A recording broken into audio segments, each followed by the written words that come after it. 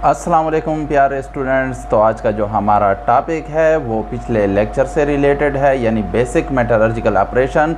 जो पहले लेक्चर में हमने क्या पढ़ी थी, कंसंट्रेशन ऑफ ओर, यानी ओर को हमने गैंग से क्या कर लिया था, जुदा कर लिया था, उसको कंसंट्रेट कर लिया था, उसको साफ़ कर लिया था। अब दूसरे लेक्चर में हम जो पढ़ेंगे तो वो एक्सट्रैक्शन ऑफ मेटल फ्रॉम ओर, यानी जो ओर हमारे पास कंसंट्रेटेड होकर आ गई थी पिछले लेक्चर में जो हमने मुख्तलिफ स्टेप्स पढ़े थे, तो उनसे जब हमारे पास आ जाए तो उसके बाद अब हमने मुख्तलिफ स्टेप्स करके उसको क्या करना है, मेटल को फ्री करना है उसके ओर से, यानी एक्सट्रैक्ट करना है मेटल को, उसके कंपाउंड से मेटलिक फॉर्म में लेकर आना है मेटल को।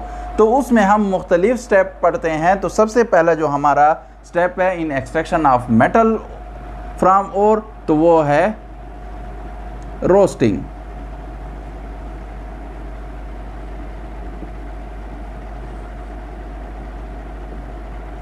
रोस्टिंग में हम क्या करते हैं, हम मेटल ओर को हीट करते हैं।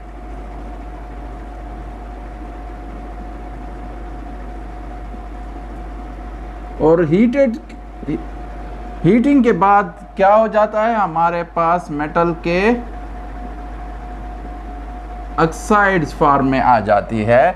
यानी हम मेटल ओर जो है उसको बिलो उसके मेल्टिंग पॉइंट से हीट करते हैं, यानी मेल्ट ना हो जाए इतने तक हीट करें कि वो मेल्ट ना हो, ठीक है। और फिर हम साथ साथ जो है एक्सेस ऑफ एयर भी हम साथ वो करते हैं, यानी एयर की मौजूदगी में, हवा की मौजूदगी में उसको हम हीट करते हैं, तो उससे उसके ऑक्साइड बन जाते हैं। फॉर एग्जांपल जिस तरह हमारे पास जिंक ब्लेंड है यानी ZnS, ठीक है, तो वो जब हम उसको हीट करते हैं इन प्रेजेंस ऑफ एयर तो वो जिंक ऑक्साइड में कन्वर्ट हो जाती है और सल्फ़र क्या हो जाती है, रिमूव हो जाती है from zinc in the form of sulphur dioxide.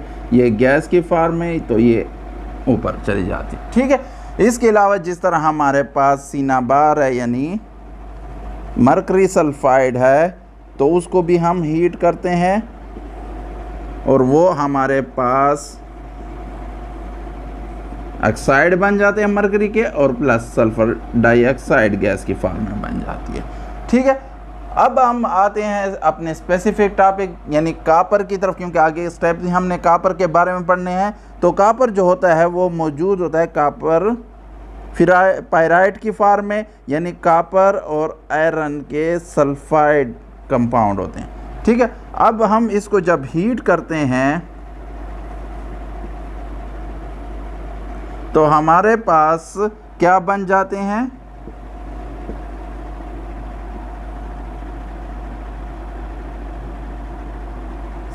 Copper sulphide plus iron sulphide, ठीक है, और प्लस सल्फर डाइऑक्साइड हमारे पास बन जाते हैं। इसको बैलेंस करते हैं, ठीक है, और ये अब बैलेंस हो गया है। तो ये हमारे पास जो है ये दो, ठीक है, इसको क्या कहते हैं, मैट कहते हैं,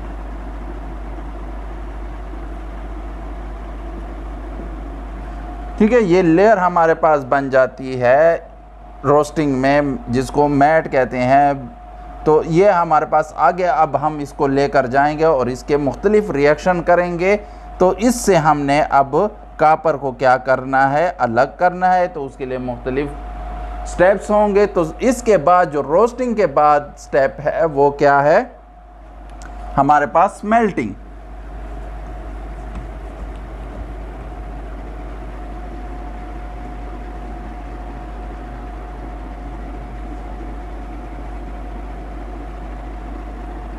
ये जो आप पिक्चर देख रहे हैं ये ब्लास्ट फर्नेस की पिक्चर है और इसी में हम स्मेल्टिंग करते हैं।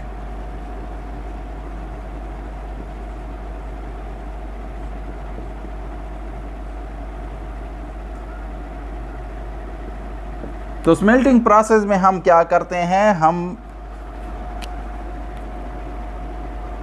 जो मेटल आयन हमारे पास उसके कंपाउंड में मौजूद होता है उसको हम रिड्यूस करवाते हैं और हमारे पास किस फॉर्म में आ जाते हैं, फिर मेटल फॉर्म में। तो इस प्रोसेस को हम क्या कहते हैं, स्मेल्टिंग कहते हैं फॉर एग्जांपल। और ये ज़्यादातर जो रिडक्शन होती है ये भी मैं साथ बताता चलूँ, ये या तो कोक यानी कार्बन एलिमेंटल फॉर्म में हो, ठीक है, तो उसके साथ नंबर 2 जो है हमारे पास हाइड्रोजन और नंबर 3 जो है हमारे पास कार्बन मोनोऑक्साइड की मौजूदगी में ये मुख्तलिफ प्रोसेस हम करवाते हैं और इससे हमारे पास क्या आ जाती हैं, वो मेटल आयन जो है वो रिड्यूस होकर मेटलिक फॉर्म में आ जाता है। फॉर जैसे आयरन ऑक्साइड हमारे पास होते हैं तो उनको हम क्या करते हैं, कार्बन मोनोऑक्साइड की मौजूदगी में रिड्यूस करवाते हैं इनटू आयरन और प्लस कार्बन डाइऑक्साइड में। इसी तरह हमारे पास जो जिंक ऑक्साइड होते हैं तो उनको हम रिड्यूस करते हैं विद कोक, तो हमारे पास वो आ जाते हैं जिंक प्लस कार्बन मोनोऑक्साइड की फॉर्म में। इस तरह हमारे पास एक और एग्जांपल है, तो इसको हम किसके साथ, हाइड्रोजन के साथ रिड्यूस करवाते हैं और ये हमारे पास मेटल आ जाते हैं और वाटर आ जाते हैं। तो ये तो हो गई जनरल एग्जांपल। अब हम आते हैं स्पेसिफिक एग्जांपल, जो हमारी सारी जो मेथड्स हैं उसी पर हम उनको अप्लाई कर रहे हैं। तो वो है हमारे पास कापर की एक्सट्रैक्शन। तो कापर हमारे पास जैसे रोस्टिंग में हमने पढ़ा था, तो रोस्टिंग में हमारे पास कापर पायराइड की फॉर्म में था, यानी कापर और आयरन के सल्फाइड्स, ठीक है। इनको जब हम ऑक्सीजन के साथ हीट किया रोस्टिंग में तो हमारे पास क्या आ गई थी, हमारे पास 2 कंपाउंड बचे थे, Cu2S कापर क्यूप्रस सल्फाइड और प्लस आयरन सल्फाइड, ठीक है।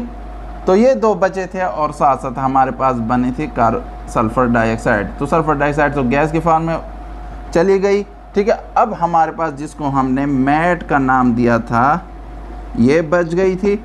अब इस दोनों को हम क्या करते हैं, 2 प्रोसेसेस में हम इसको कापर को वो कर देते। तो पहले हमारे पास जो ये इम्प्योरिटीज़ है, सबसे पहले तो इसको हमने क्या करना है, रिमूव करना है। तो ये हम क्या कर लेते हैं, इन मैट को हम ले लेते हैं और इस ब्लास्ट फर्नेस में हम इनको डाल देते हैं और यहाँ से हॉट एयर ब्लास्ट हम वो करते हैं ताकि हम जो टेम्परेचर है ताकि ये मेल्ट हो जाए और इसके आगे रिएक्शन भी हो जाए। तो हमारे पास यानी कापर की एक्सट्रैक्शन है, तो कापर हमने अब इससे अलग करना है, ठीक है। तो यहाँ पर हमारे पास फिर जब ये मुख्तलिफ प्रोसेसेस हो जाएंगे, ये टेम्परेचर भी मैंने रेंज दी हुई है 1500 सेंटीग्रेड, तो ये 11 से 15 के दरमियान ये मेल्ट हो जाती है। फिर यहाँ पर 2 क्या है टेप होल हैं, तो ये स्लैग के लिए है। स्लैग हम बताएंगे कि क्या होती है, ठीक है। वो हल्की होती है तो वो क्या हो जाती है, ऊपर सरफेसेस पर आ जाती है और वो यहाँ पर हम उसको निकाल देते हैं।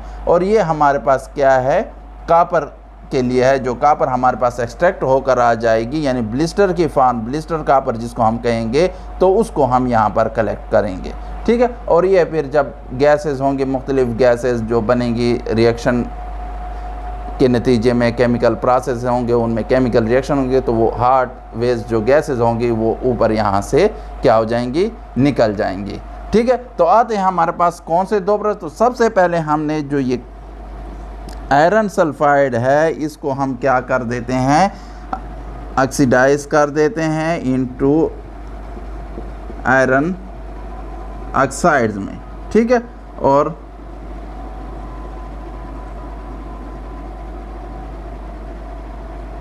और आपके पास सल्फर डाइऑक्साइड बन जाती है।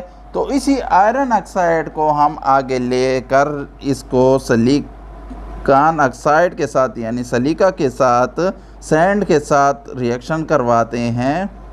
वो हम यहाँ इसमें डाल देते हैं SiO2 सिलिकॉन डाइऑक्साइड, ठीक है। तो ये हमारे पास बन जाते हैं आयरन सिलिकेट FeSiO3, ठीक है। और ये जो है इसको हम क्या कहते हैं, स्लैग कहते हैं, ठीक है। तो ये स्लैग जो है आपका ये ऊपर यहाँ पर आ जाएगा, ये क्या होगा, लाइटर देन जो हमारे पास मैट होगा उससे लाइटर होगा, तो ये ऊपर आ जाएगा। मैट जो है अभी भी अगर उसमें आयरन सल्फाइड है और कॉपर सल्फाइड का मिक्सचर होगा तो वो यहाँ नीचे होगा, और जो आपकी यानी बॉटम में उसकी लेयर होगी और टॉप लेयर जो होगी वो स्लैग की होगी, तो स्लैग हम हटा देंगे, ठीक है। और इसी तरह जो हमारे पास कॉपर जो है उसको आगे हम लेकर जाएंगे बेसिमराइजेशन प्रोसेस की तरफ, कॉपर सल्फाइड की फॉर्म में, तो उसको आगे हम ले जाएंगे। तो आते हैं वहाँ पर क्या होता है बेसिमराइजेशन में, तो थर्ड स्टेप हमारा क्या हो जाएगा, बेसिमराइजेशन हो जाएगा। और ये जो है स्मेल्टिंग का ही हिस्सा है, ये कोई नहीं वो नहीं है, ये इसी स्मेल्टिंग का हिस्सा है, ठीक है। हमने कहा तो 2 स्टेप में हम इसकी स्मेल्टिंग करेंगे, किसकी, हम कॉपर पायराइट्स की और की। तो वो 2 प्रोसेसेस, पहले स्मेल्टिंग में हमने उससे स्लैग हटा दिया था, अब आते हैं हम मज़ीद उसको क्या करते हैं, बेसिमराइजेशन करते हैं।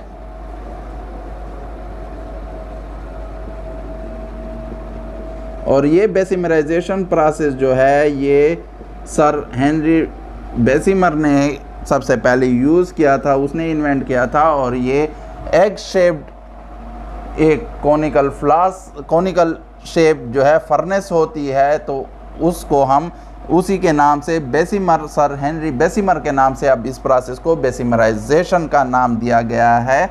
तो इसमें आते हैं, हम क्या करते हैं, इसमें हम फिर हीट करते हैं, जो आपको पिक्चर में नज़र आ रही होगी बेसिमर की फर्नेस की शक्ल। तो उसमें हम क्या कर लेते हैं, इसको ले लेते हैं, किसको, जो हमारे पास यहाँ पर मैट बाकी बच जाएगा तो उसको ले लेंगे, और मैट को हम क्या कर देंगे, मज़ीद हीट अप कर देंगे।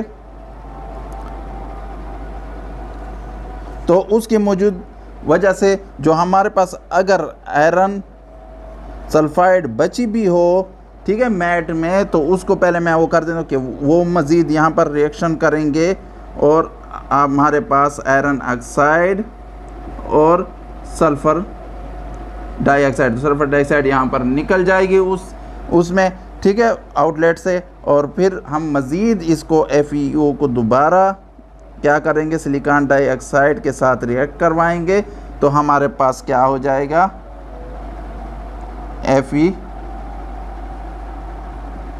FeSiO3। एक तो ये प्रोसेस है कि आप ऑक्सीजन, हाँ अगर ऑक्सीजन नहीं है तो हमारे पास जो कॉपर ऑक्साइड बन जाएंगे,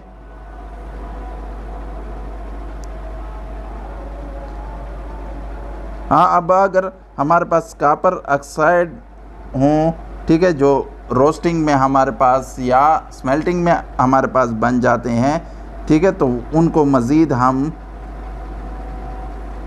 आयरन सल्फाइड के साथ हीट अप जब करेंगे तो हमारे पास क्या आ जाएंगे, कॉपर सल्फाइड और आयरन ऑक्साइड, और फिर आयरन ऑक्साइड को दोबारा इस स्टेप में ले आएंगे, यानी सिलिकॉन डाइऑक्साइड के साथ रिएक्शन करवा लेंगे, तो वो मज़ीद क्या हो जाएंगे, उसमें आयरन सिलिकेट में कन्वर्ट हो जाएंगे, और वो स्लैग की फॉर्म में हम उनको हटा देंगे। अब आते हैं हमारे पास जो है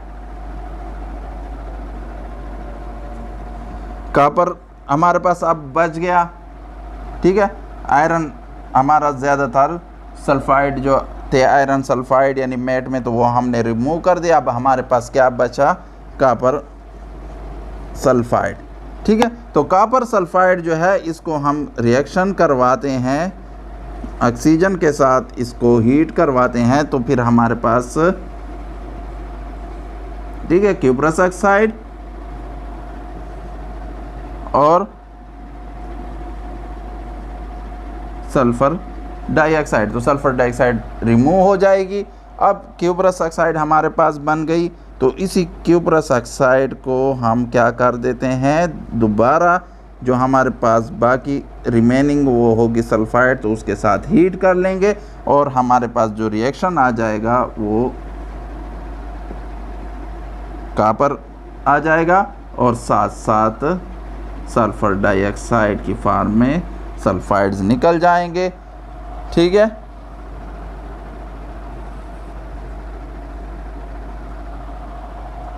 तो ये बैलेंस्ड भी हो गया। तो हमारे पास ये अब आ गया क्या, कॉपर।